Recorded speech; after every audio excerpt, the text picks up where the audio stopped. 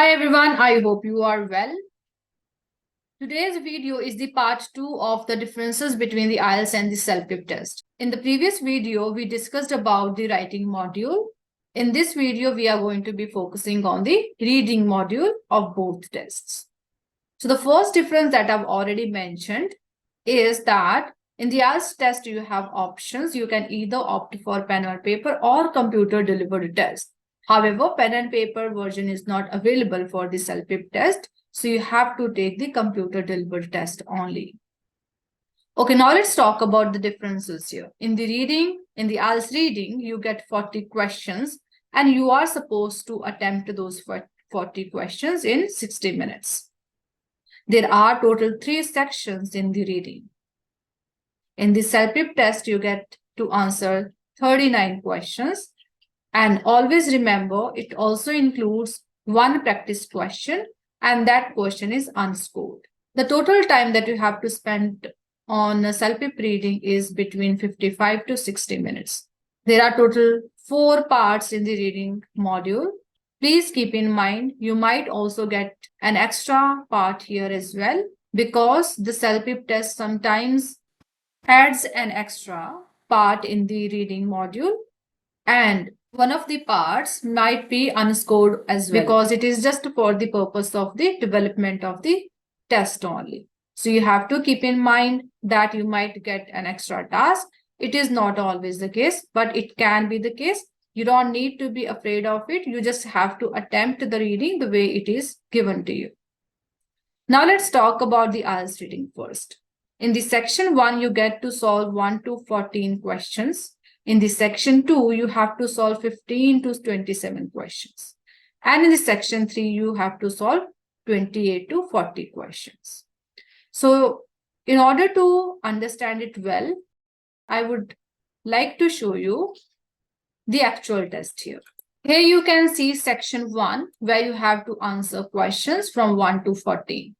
There will be one text where you have to answer question 1 to 8, which you can see here. Similarly, there will be another passage or another text where you have to solve 1 to 14 questions, which you can see here. In the section 2 of the IELTS reading, you solve question 15 to 27.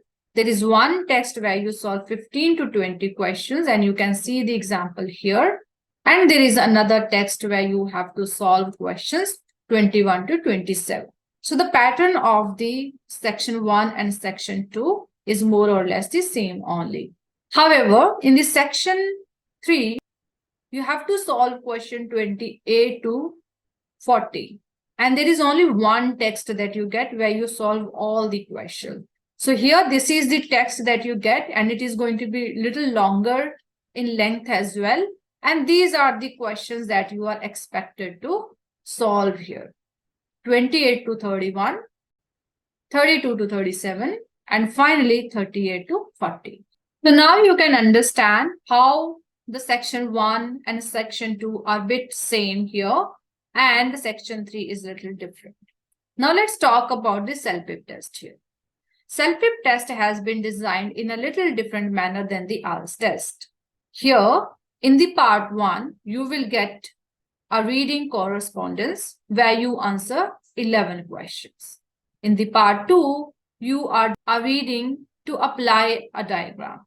Here you answer 8 questions. In the third part, you read for the information and 9 questions are given to you. In the last part, you read for the viewpoints and 10 questions are there. And you have to look at the time as well, because here the time is given to each section. So in the part 1, you get 11 minutes. In the part 2, you get 9 minutes. In the part 3, you get 10 minutes. And in the part 4, you get 13 minutes. Again, you cannot carry the leftover time to the next part. If you wrap up your part 1 in, let's say, 8 or 9 minutes, you can't take those couple of minutes to the part 2. So this is how you can't really add the time. This is where the timing or the way you want to use the timing in CELPIP test is different than the IELTS test. Now I would like to show you the example of the CELPIP reading test as well. Here you can see the example of the CELPIP reading test. This is the unscored task. This is just a practice question that you get in the beginning of the reading. And this task is completely unscored. If you click next, you go to the first part of the reading. Here you can see that you are reading a message, a correspondence, and then you answer two parts in this reading. First part is this 1 to 6 questions, and then you answer this part of the reading as well. This is the second part of the reading. Reading to apply a diagram. You will be given a piece of information in the form of a diagram, and then you are supposed to answer these questions on the right side. Again, the timer is displayed on the right top corner, so you can keep track of the time as well. As soon as you click next, you are on the third part of the writing, reading for the information.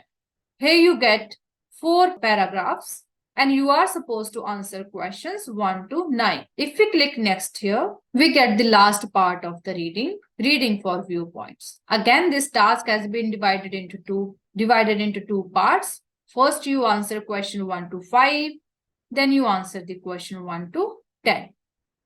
I would like to mention that there may be more than 4 parts in a reading test, but you don't need to worry about that because you will be given time for that one as well.